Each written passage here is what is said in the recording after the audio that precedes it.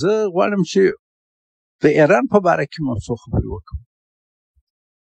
افغانستان او ایران ګډ تاریخي، کلتوري او جغرافیایي او اقتصادي اړیکې لري. په ګڼو برخو کې ګډې ګټې لري. دا ګډې ګټې دواړو هېوادو ته د همکارۍ پراخ امکانات ورکوي چې باید د دې څخه ګټه واخلي. مثلا تجارت او ترانزیت. ایران د افغانستان لپاره یو مهم تجارتي شریک دی او دواړه هېوادونه د یو بل لپاره د سوداګرۍ مهم بازارونه دي. د چابهار بندر د افغانستان لپاره ډېر مهم دی چې موږ د دغه له لارې د سمندر سره لار پیدا کړو. چابهار د کراچۍ یو بدیل کېدای شي. همیش پاکستان د حاصلاتو پر وخت پر موږ بندر بندوي، لارې بندوي. ایران د افغانستان د لارې بیا ازبکستان، تاجکستان، قرغیزستان او چین ته تللی شي. دا بیا د ده ګټه ده.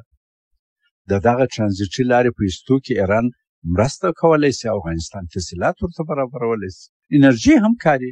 ایران د افغانستان لپاره د برېښنا او سمنټ توکي، تیلو غاز برابروي. موږ ته یې صادروي. موږ په کال کې تقریبا یو څلوېښت یا تقریبا 240 میلیون ډالره د ایران څخه برېښنا رانیسو.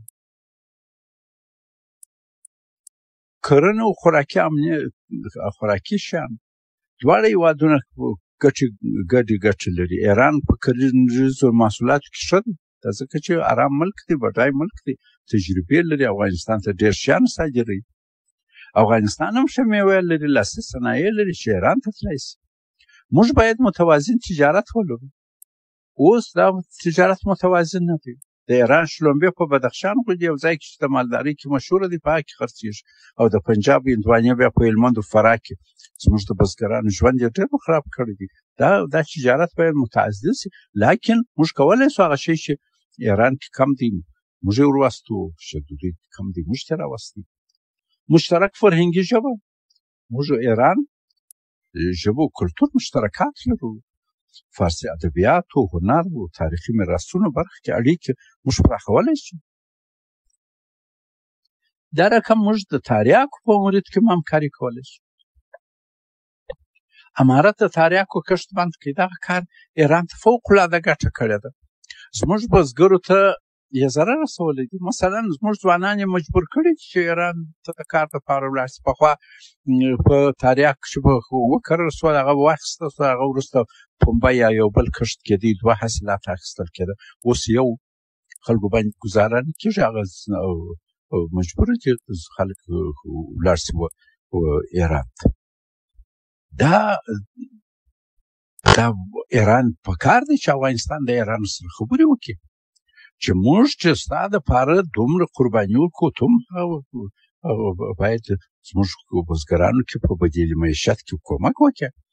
موږ باید کوچني صنایع چې پر زراعت و مالدارۍ ولاړ وي هغه دې خلکو ته ورکړو، خپل بزګري طبقې ته، چې عاید یې ډېر شي او بیا ځوانان یې ایران ته ولاړ نه شي.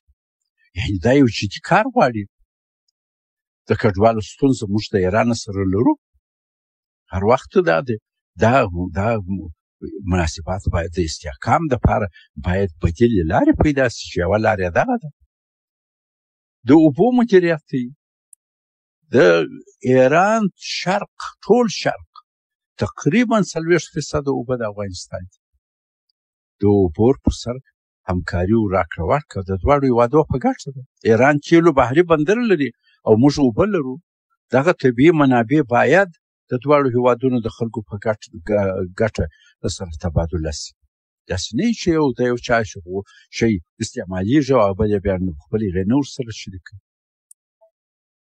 دوستانو، زموږ بل ګاونډی پاکستان دی چې دا ډېر مهم دی.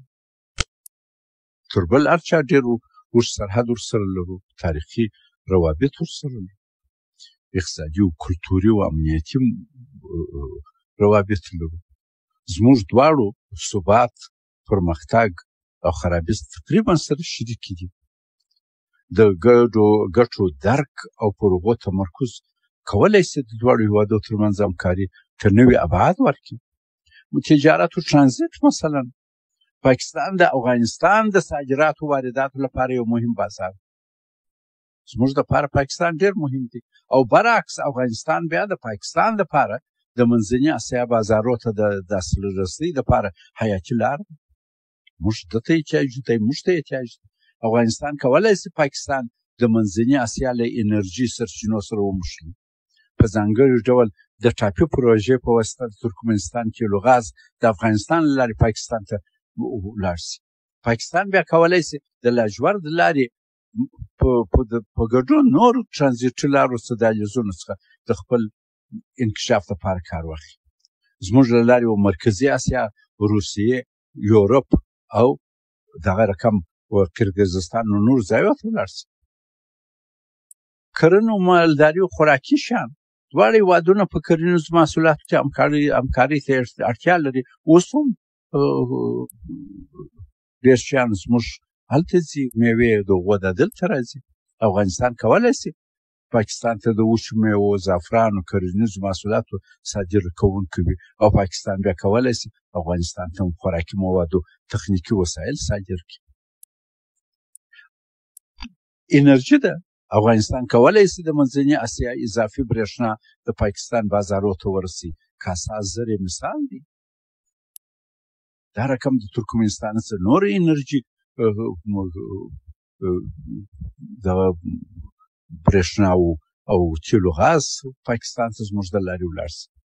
د کډوالو ستونزه موږ کولی شو مشترک حل کړو. دا دلته 40 کاله جنګ و، روسان راغله، هغه پاکستان نیوی، افغانان یې په مخ کې ودرېده. پر پاکستان یې لوی احسان دی. امریکا چې راغله پاکستان همکاري ورسره وکړه، موږ ته ضرر ورسېدی. دا کډوال باید د پاکستان په مرسته زموږ بیرته راشي، ځای پر ځای شي او په دې کې باید لوی طاقتونو پاکستان دواړه مرسته وکړي. د ریل د پټلۍ پروژې دي. د افغانستان پاکستان ترمنځ د ریل پټلۍ جوړول کولی شي د سوداګرۍ او ترانزیټ په برخه کې یو نوی پرمختګ رامخته کړي.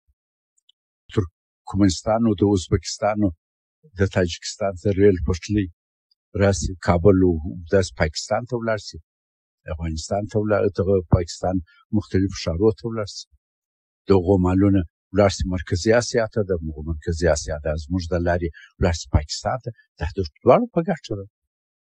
کلتوري او فرهنګي تبادله ده.